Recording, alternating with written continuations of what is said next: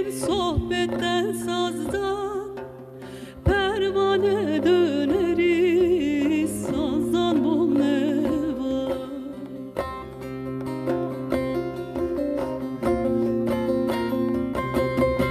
Sohbetle örülmüş dostun bezi, bulunmaz üstünde naehlin izi.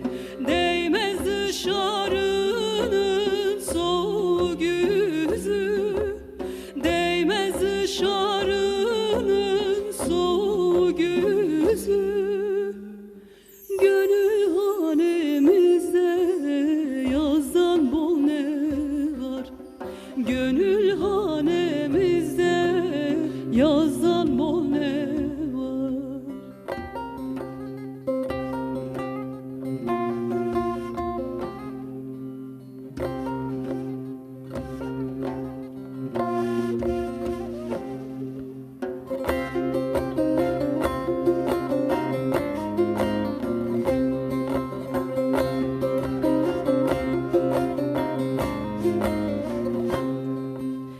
Bezmimeyde girdik hakkın rahına, hayran olduk ehli demagahına.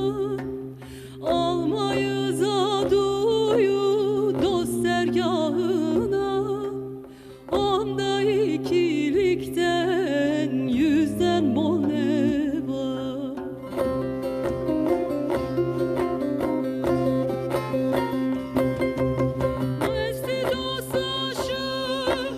Dostum turabı, muhabbet olmayan yerin harabı.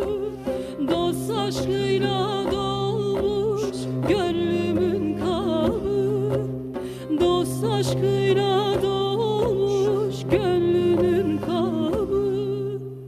Tutuşmuş yanıyor közden bol ne var. Tutuşmuş yanıyor közden bol ne var.